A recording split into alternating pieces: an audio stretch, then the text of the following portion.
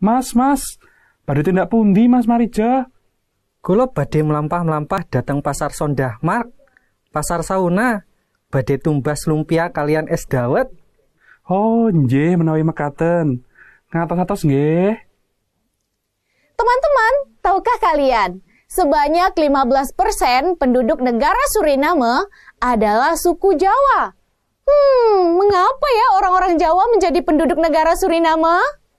Dan ternyata hal ini ada kaitannya dengan politik pintu terbuka yang pernah diterapkan oleh pemerintah Belanda. Gimana ceritanya ya?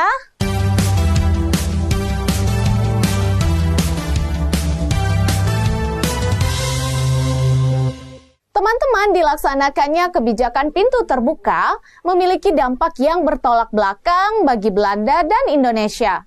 Bagi Belanda, kebijakan ini membawa kemakmuran.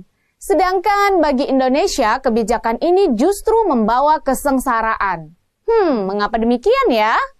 Karena setelah adanya kebijakan pintu terbuka, maka pengusaha-pengusaha swasta Belanda menjadi semakin kaya akibat pajak dan monopoli penjualan hasil perkebunan dan juga pertambangan.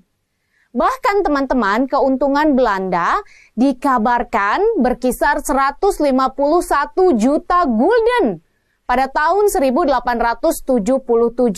Wow, besar sekali ya.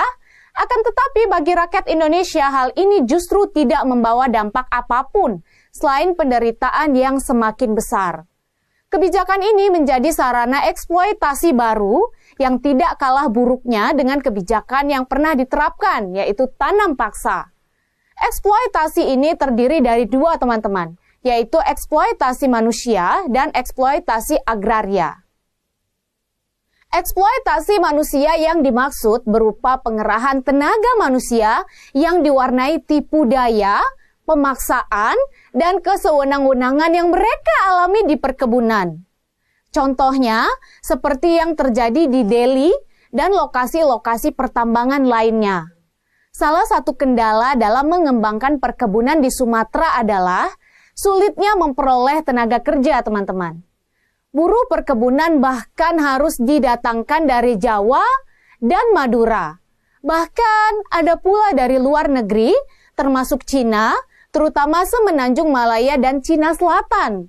Dan hal ini memakan biaya yang tidak sedikit tentunya.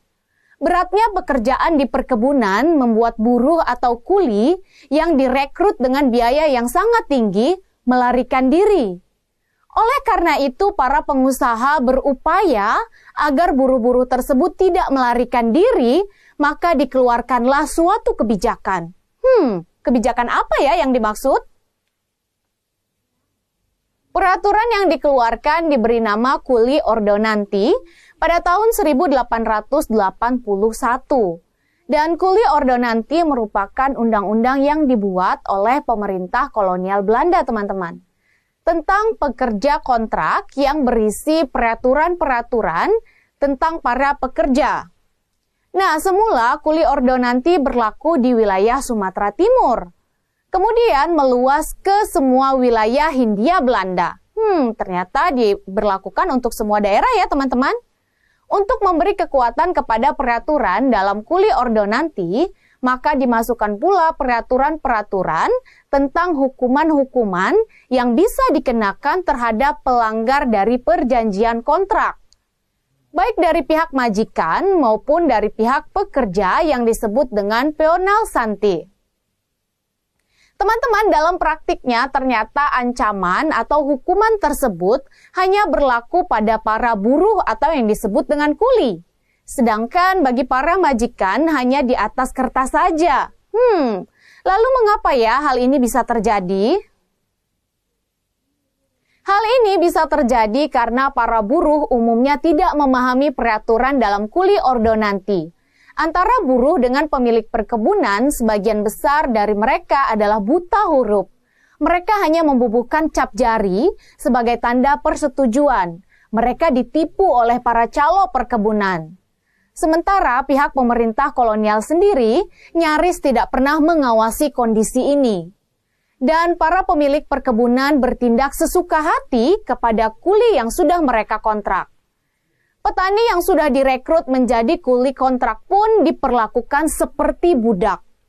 Mereka diwajibkan bekerja dari pagi hingga sore untuk membuka hutan yang penuh bahaya dan penyakit, teman-teman. Intinya, para kuli tidak dapat berbuat apa-apa dan semakin tidak berdaya karena adanya kontrak kerja tersebut.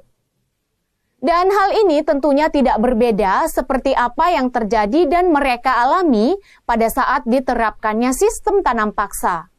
Jika pada masa tanam paksa mereka diperas oleh pemerintah kolonial Belanda, maka pada masa kebijakan pintu terbuka, mereka diperas oleh para penguasa swasta. Akibat kesengsaraan yang mereka alami, para buruh yang bekerja di perkebunan selalu berupaya melarikan diri. Meskipun mereka selalu dihantui oleh peonal Santi.